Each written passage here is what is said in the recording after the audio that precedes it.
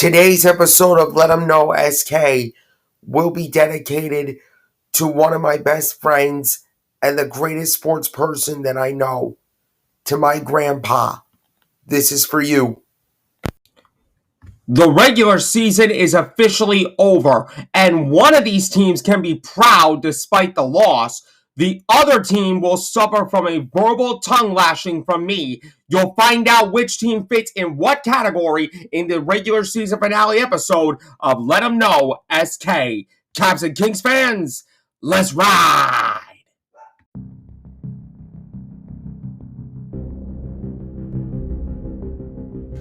And now, ladies and gentlemen, it is that time for an all-new episode of the post-game podcast of the Cleveland Cavaliers and the Sacramento Kings. This is Let 'em Know SK!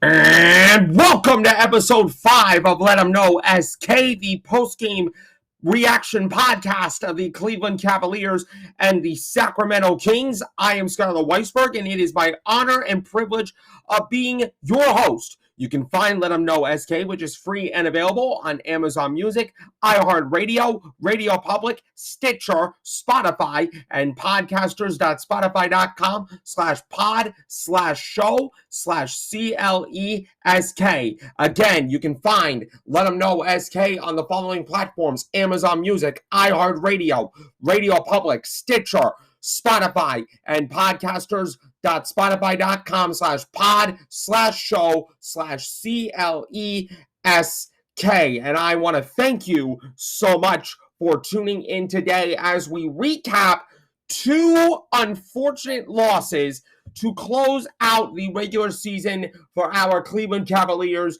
and Sacramento Kings. But here is a little bit of a twist for today's show. For one of these teams, I can be extremely proud of, despite the fact that they lost. For the other team, I am so freaking mad at them that they are going to get a verbal tongue lashing from me. And here is a little bit of a warning, y'all. There's going to be a little bit of language, especially with the second team that I'm going to recap coming up later in the show. So that's a little bit of a warning and just a little heads up for all my kids out there that are listening to the show for the very first time. I suggest you put on some earmuffs, and that is why I will be doing a little bit of an explicit warning for this particular show. For most of my shows has been a lot of clean, a lot of good positive language, but today, not going to do it. It's going to be a whole lot of tongue lashing for one other team, and it's also going to be a very unique show because also after I recap both losses, I am going to recap my favorite games of the year for both the Cleveland Cavaliers and the Sacramento Kings because of the regular season being over. So it's going to be a unique show, but it's going to be a fun show too. So you better get ready for an action-packed Let 'em Know SK today. Now, that's out of the way. Let's get down to some recapping business. I want to start with the Cleveland Cavaliers as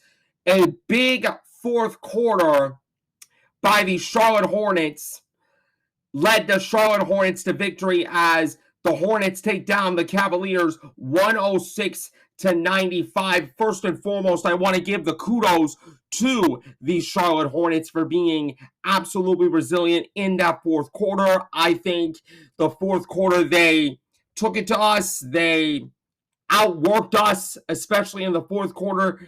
They completely outscored us 36-20 in that fourth quarter. And when you outscore another team 36-20, especially in the fourth quarter, considering the fact that Cleveland did not play all of their starters. Now, granted, we only had 2 starters that played, but for only the first quarter, and they are Evan Mobley and Jared Allen, Darius Garland, Donovan Mitchell, Isaac Okoro, Dylan Windler, among others.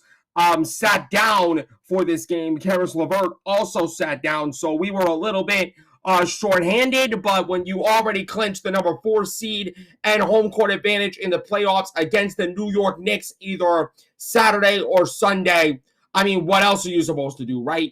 And it also gives the bench opportunity to get more reps, which I was really happy about.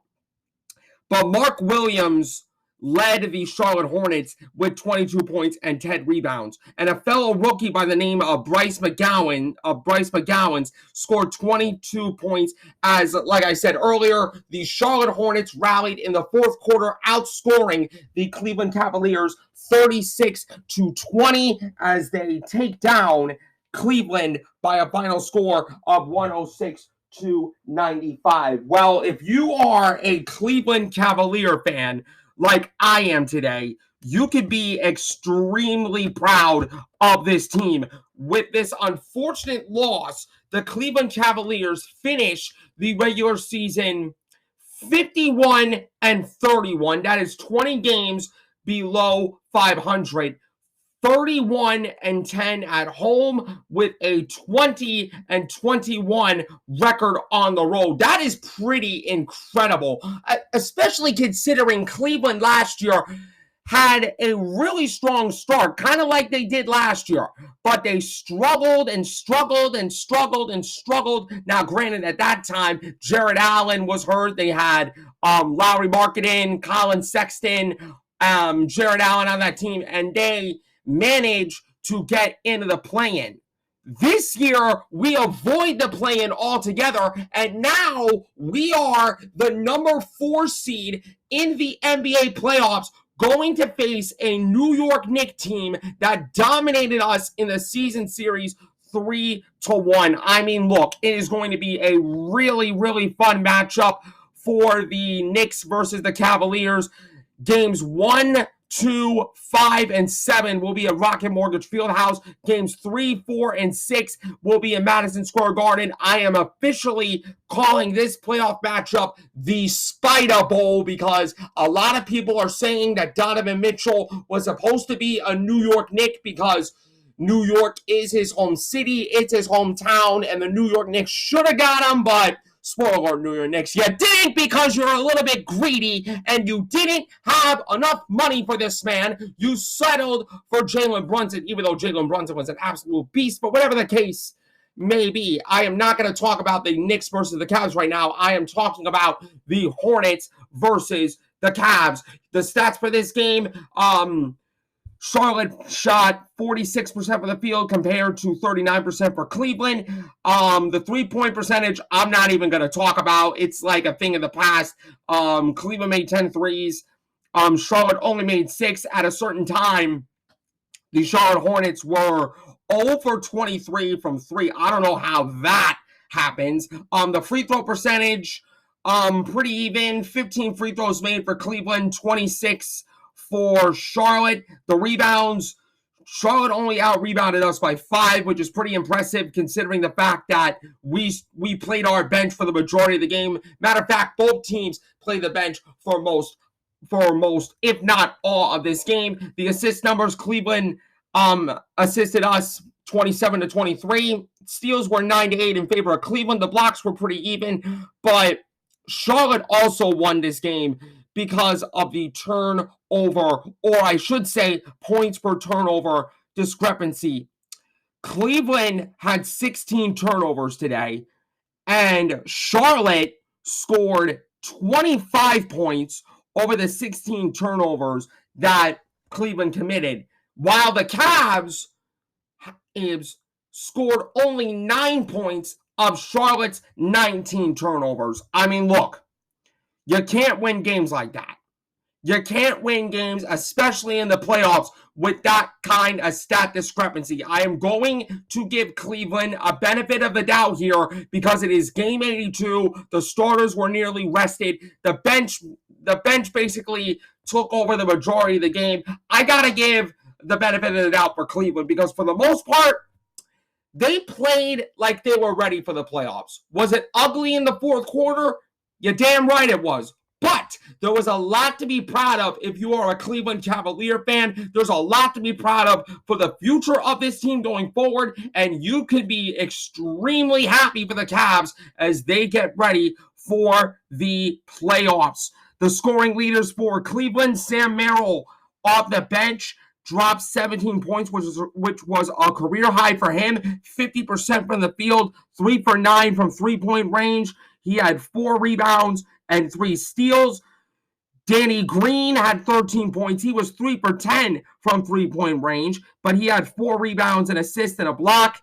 Jared Allen dropped 4 points, was 2 for 4 from the field, but he grabbed 6 boards and assists. Evan Mobley dropped 6 points. He had 5 rebounds, but that's pretty much it. Dean Wade had 9 points. Jetty Osman had 4 off the bench. Raul Neto had 13. Robin Lopez had 10.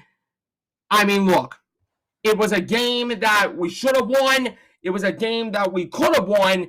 But again, when you get outscored 36-20 by a Charlotte team that played most of the bench, I mean, what else are you going to do? What else are you supposed to do? Mark Williams for Charlotte had 22 points. He was 9 for 10 for the field, 90% shooting, 4 for 6 for the foul line. He grabbed 10 rebounds with 2 blocks. He had a double-double today. Bryce McGowan's another rookie with 22 points with 4 rebounds, 4 assists, and 2 steals. Off the bench, Simmons dropped 12 points with 2 rebounds. McKnight dropped 12 points with 2 rebounds. Richards dropped 11 points, was 5 for 5 from the foul line with 8 rebounds, an assist, and a steal. JB Bickerstaff told the Cleveland media just now that he feels extremely confident about the Cleveland Cavaliers. And honestly, in my opinion, he should be confident. He should be confident about our Cleveland Cavaliers going into the playoffs. It is going to be a really tough test for them. But I strongly believe in a 6-game series, the Cavs will edge the New York Knicks in 6. And how fitting would it be for the Cleveland Cavaliers to win the final game of the playoff series in Madison Square Garden with Donovan Mitchell dropping 60 points on the New York Knicks. You could call me Mystic Sky if you want, but I am predicting that is the way it is going to turn out. As far as the games of the year, I have 3 options for my 3 games of the year. Number 3, I'm going to go with Ricky Rubio's comeback off a terrible ACL injury against the Portland Trailblazers. It was a beautiful moment for Ricky Rubio and the team on that night. Number 2, I am going to go with the came through Brooklyn dripping with ice as Isaac Okoro dropped a memorable game winner to beat the Brooklyn Nets in Brooklyn on the road. But number one, it has to be the 145-134 game against the Chicago Bulls and Donovan Mitchell dropping 71 points. 71 points on the Chicago Bulls. It was the craziest moment that I've ever seen in my life. It was the craziest game that I've ever seen as a Cavalier fan, and I cannot wait for more Donovan Mitchell memories as a Cleveland Cavalier going forward, and I am really excited, despite this very tough loss by Cleveland tonight, how Cleveland is going to look come playoff time. When we come back, I unfortunately am going to talk about the Sacramento Kings, and here's a warning. There's going to be a little bit of language when I talk about the Kings. You'll find out why there's going to be language coming up after the...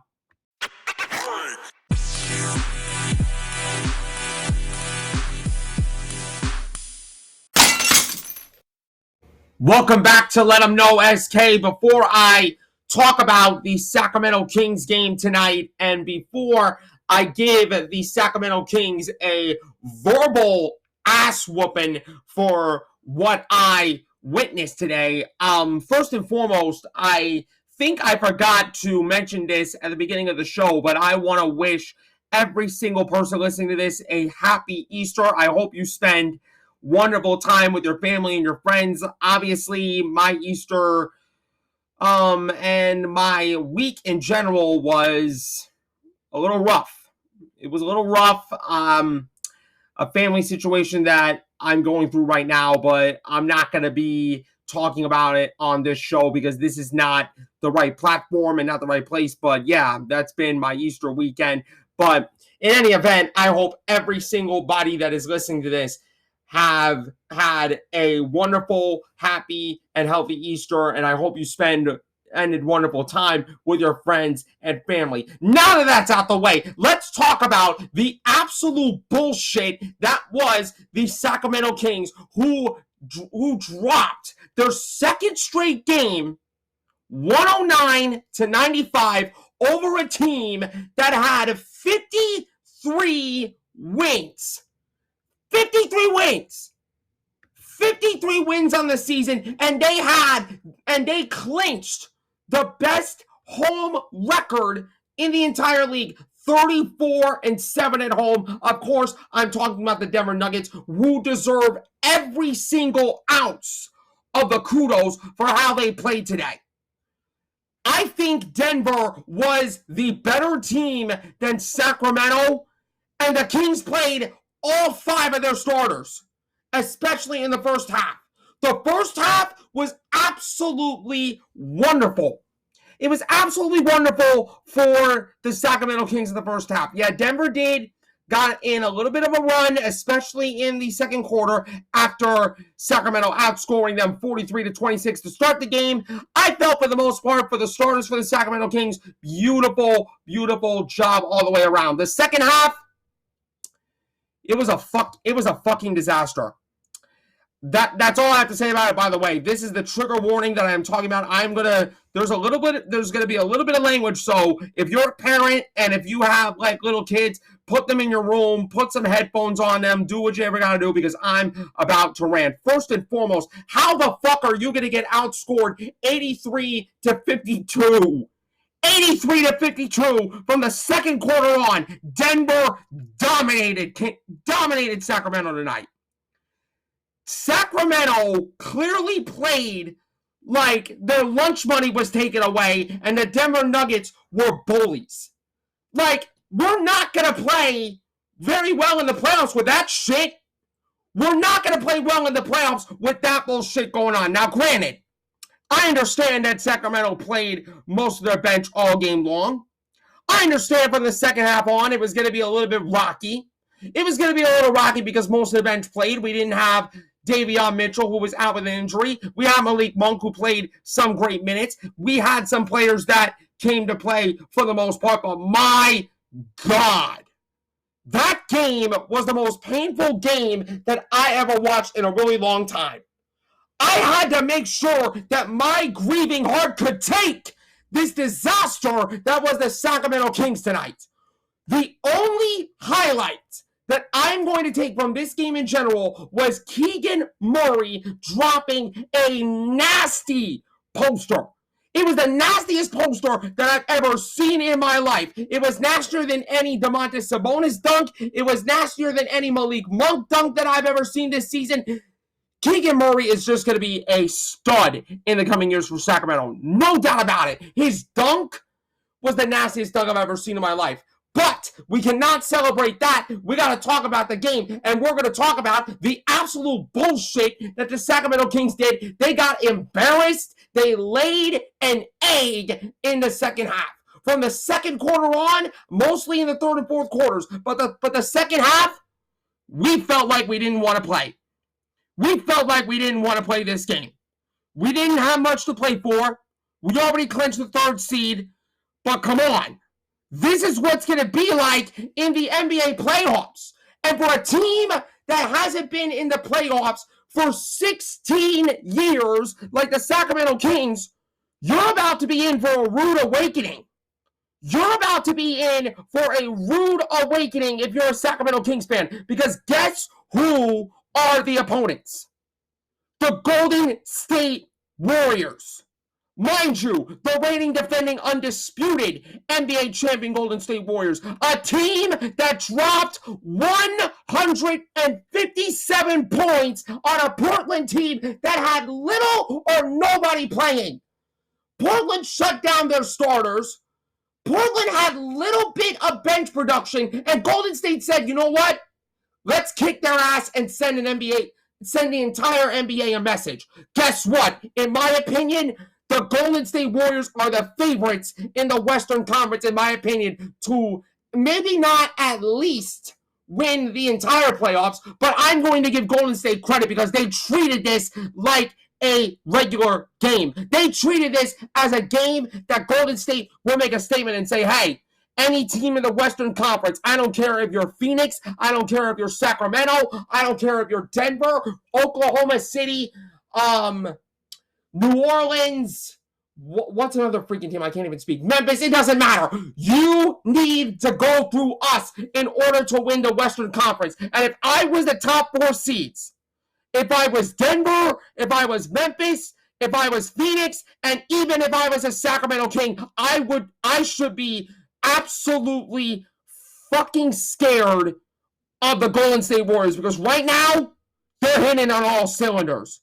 They had a terrible year on the road. I get it. They only had 11 wins on the year. But that record at home, absolutely immaculate. Absolutely immaculate. Can you imagine the vibes of the Golden One Center and the Chase Center, respectively? You're going to have half of the arena in Golden State fans and half of the arena in Sacramento fans in both arenas for both games. I'm honestly fired up for that playoff series. I think it's going to be a fight. I think it's going to be a battle. I think it's going to be a 7-game series. But the question is, it's not that if the Golden State Warriors are ready for the playoffs, because they've been there. They've been the most experienced team in the playoffs. I mean, hell, they're the reigning, defending, undisputed NBA champions for a reason. The question is, are the Sacramento Kings ready to experience what Golden State has? Are they truly ready to experience what the Golden State Warriors have been through in the playoffs? Honestly, I can tell you right now, they're not. I don't care if they have De'Aaron Fox, Domantas Sabonis, Kevin Huerter, Harrison Barnes, who dropped 17 points tonight. They are not ready. They are not ready for the playoffs. They have lack of experience. They have lack of leadership, and tonight showed. Tonight showed. And they got embarrassed, outplayed, and outcoached by a Denver team who didn't have Jamal Murray, who didn't have Nikola Jokic. Denver played their goddamn bench, and they smoked the Sacramento Kings tonight. They smoked them. If I was Sacramento, I shouldn't be taking a day off like Mike Brown said in the press conference. I would be practicing every single day until game 1 on Saturday at 8:30 p.m. Because if you're a Sacramento Kings fan, you should be extremely nervous.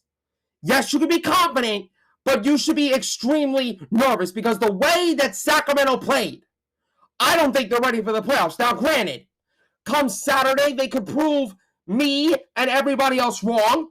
They could light the beam for 2 games in the Golden One Center, and then maybe they could lose to the Chase Center for 2 games, or another way around if Golden State comes on top. We don't know what's going to happen. But what I do know is this. De'Aaron Fox, Domantas Sabonis, you two are the leaders of this team. You better get this team fucking ready for the playoffs because there's only one guy, actually 2 on the roster who know what it feels like to win an NBA championship. Harrison Barnes, because he won a championship with the team that you're facing, Golden State, and Matthew Dellavedova, who might be out for the playoffs because of his finger surgery. He won an NBA title with the 2016 reigning, defending, undisputed NBA champion Cleveland Cavaliers. If you're Sacramento, I would take this loss on a chin and collectively say, we got to get our shit together. We got to get our shit together now because now the pressure is on. And for Sacramento, I think they're at a disadvantage.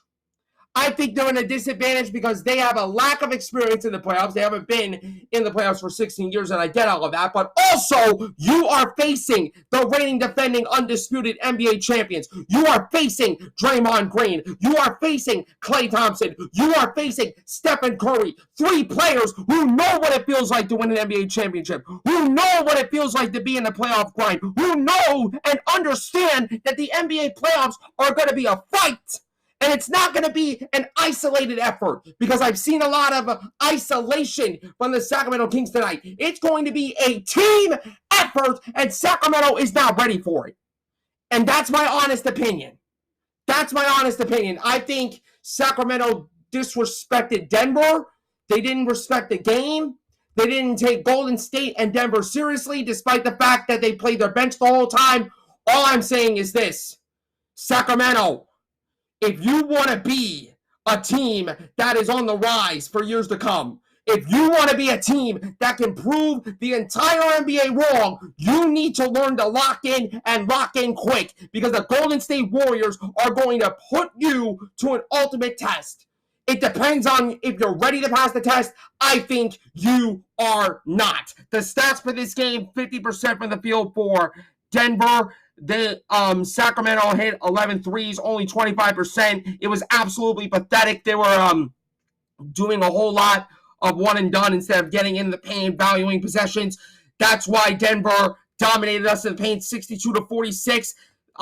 They committed Denver 20 turnovers, and Sacramento scored 22 points off of the 20 turnovers, so that wasn't bad.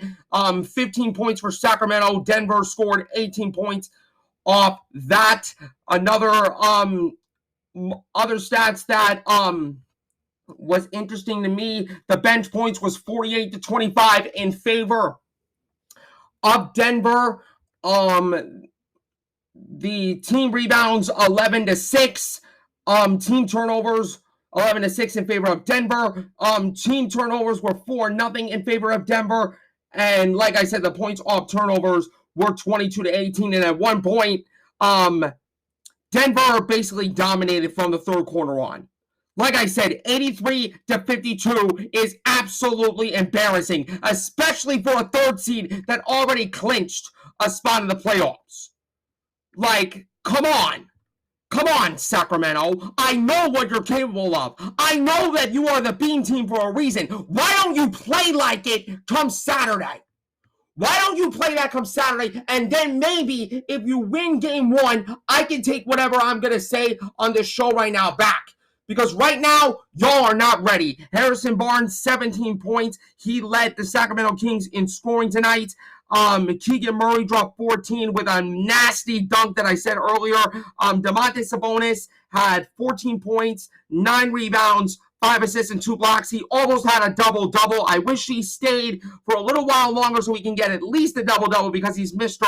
Double-double. De'Aaron Fox, 13 points tonight with 3 assists, 2 rebounds. Kevin Huerter with 12 points. He was 50% from 3. Clearly our best 3-point shooter. Actually, Harrison Barnes was our best 3-point shooter. He was 5 for 7 from downtown. For Denver, 21 points from Bruce Brown. He led all scorers. He had 6 rebounds, 6 assists, and 3 steals. And off the bench, Najee had 18 points with 7 rebounds, 1 assist, and 1 steal. And credit to Denver. Credit to Denver, because they outplayed the Sacramento Kings. Like I said earlier, now we're on to the playoffs. Now we're into the toughest test. Because right now, Cleveland feels more ready and more prepared than the Sacramento Kings. Sacramento, you better get your shit together. You better practice hard. You better prepare like your life depends on it. Because if you come in here in the NBA playoffs and lay an egg against the NBA champions, then your storybook season, it's going to be meaningless. It's going to be meaningless because you are about to experience what the Golden State Warriors have already gone through. And they've won countless NBA titles because of it. We are truly underdogs, I believe. We might be the 3rd seed, but as far as I'm concerned, we are underdogs going into this series. So I hope the Sacramento Kings prove me wrong and win this game one on Saturday. In the series, it's going to go 7. In my honest opinion, I got Cleveland Cavaliers in 6 and Sacramento Kings in 7. The game of the year for Sacramento, it's not even close. The 176-175 absolute thriller against the Los Angeles Clippers. I was watching that game on Amazon to prepare myself for this show, and based on what I saw, It was a lot. It was a lot for me to talk about. But that felt good to get my anger out at least. That's going to do it for today's show. Coming up on Thursday, I am going to preview both playoff matchups as the Cavs take on the Knicks and the Sacramento Kings take on the Golden State Warriors. I will have a Game 1 recap of both playoff series coming up on Sunday, so get ready for that. That's going to do it for today's episode of Let 'em Know SK. You can find this show, which is free and available on Amazon Music, iHeartRadio, Radio Public, Stitcher, Spotify, and podcasters.com/pod/show/CLESK. Please rate and spread the word out to your friends about this show. And I'm Scott Weisberg. Until next time, no matter where you go, always be prepared to let them know. I'll be back on Thursday. Until then, peace and happy Easter, everybody.